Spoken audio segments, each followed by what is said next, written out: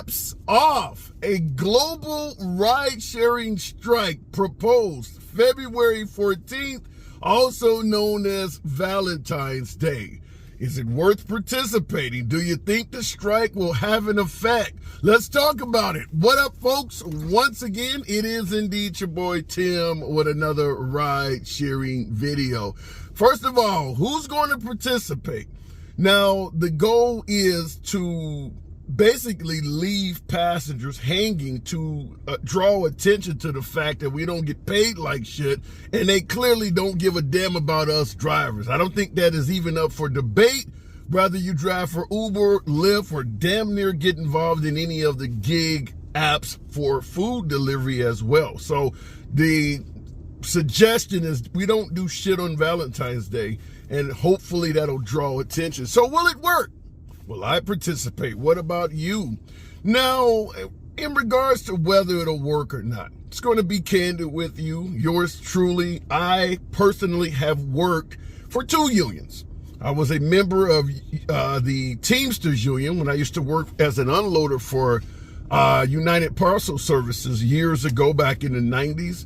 And I got over a decade of employment under my belt with AT&T, also known as SBC in Chicago, as a member of the International Brotherhood of Electrical Workers, IBEW. So I've worked for unions, and by the way, I have been on strike. My floor, my department went on strike. IBEW, we went on strike back in the early 2000s. Now, will a strike in rideshare work?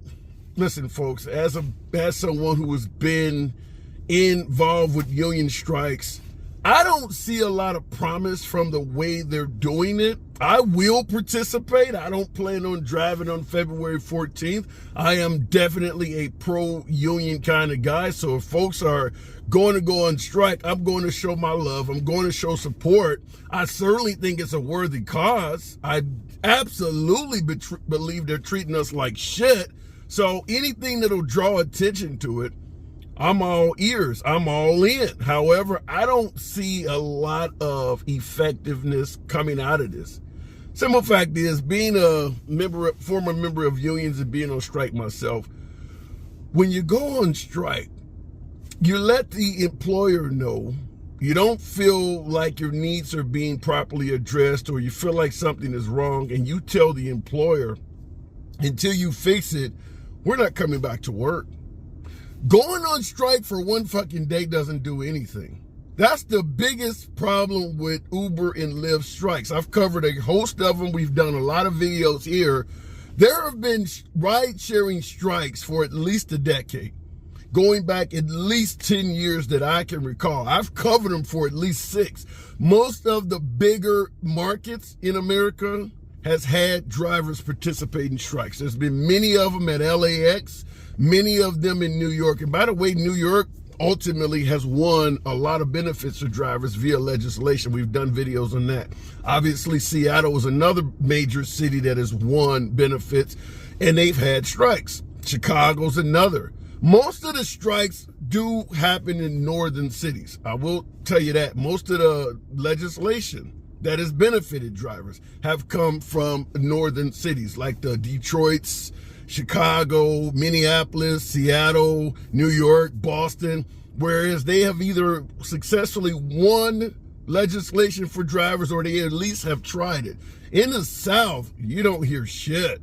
You don't really hear shit even being proposed for drivers in southern areas. And make no mistake about it, this is happening to drivers every damn where. Drivers in Boston ain't going through nothing that drivers in Birmingham, Alabama are not feeling as well. We're being ripped off every fucking where. So why it's not happening in southern states, you know what I'm going at here, but why it's not happening in southern states, I'll just leave it to you to figure that out. But in regards to this strike, going on strike for one day simply lets Uber and Lyft know we're going to have to pay more to get the job done on that day. I would submit straight up, without a shadow of a doubt, if they double the typical surge pricing, they won't have any problem getting passengers from point A to point B. The issue with a one-day strike in an environment where a hell of a lot of the employees are damn near downright desperate is all they have to do is pay a little bit more that day, and there will be plenty of drivers that will take it. You think if they started putting surge at $10 per trip in any fucking market in America, they would have a hard time getting drivers? Absolutely none at all. In fact, I'll tell you right off the bat, if they started imposing a $10 surge, drivers who are standing there together on strike would start disappearing and taking trips. Uber and Lyft knows there is very little loyalty in this market, in this game. So strikes do not typically work. Like I stated, I've covered a hell of a lot of them. One benefit from strikes that is effective: drawing attention to what we're going through. Even though folks are taking trips, it is amazing at how many passengers do not realize how we are being fucked over, how much of their fare is being taken by the companies, the fact that sometimes tips do not make it to the drivers. So going on strike and holding up big ass signs, although it may not be effective in stopping the flow of passengers, does educate folks. And some passengers will start doing things like tipping in cash. Had it happen just yesterday to yours truly, where I'm talking to a passenger, they get in your car, ask the same damn question all the time. Are they keeping you busy? And I make it clear from anybody who asks that question, being busy is not the same damn thing as being profitable. So I let them know all day long, look, I can take trips back to back to back to back, but if they're only paying $3 keeping me busy doesn't mean shit. So when you get that out there, a lot of passengers start sympathizing with the plight of drivers, because a lot of them don't know drivers are only getting 20 to maybe 50% of the fare. So the more you get the story out, the more it does benefit drivers, at least to some degree. Whether you're getting the story out one passenger at a time, whether you're getting the story out via strikes where maybe a news reporter shows up to cover it, the more people that are educated as to what Uber and Lyft are really doing, the better off things will eventually become. Such as that Forbes article you're seeing Sergio cover on the Rideshare Guys channel. It's beneficial to let folks know outside of the game what's happening. Fact is, Uber and Lyft are really enjoying the benefits they achieve from lack of transparency. They want to keep it quiet as hell what's going on. They don't want you to know how they're calculating fares. They don't want any players in the game to know how much the other person is getting paid.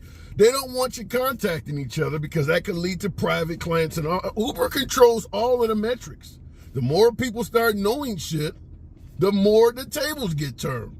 So while I don't believe on its face an individual strike will have a lot of effectiveness, I do believe in continuing to do it as much as possible.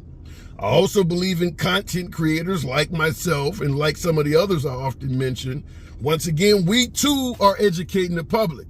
Maybe only a few viewers at a time, but as I stated earlier, the more passengers that get the actual story of what's going on, the better off we will be. So I will be participating in the strike. I've given you my opinion on how effective I think it'll be.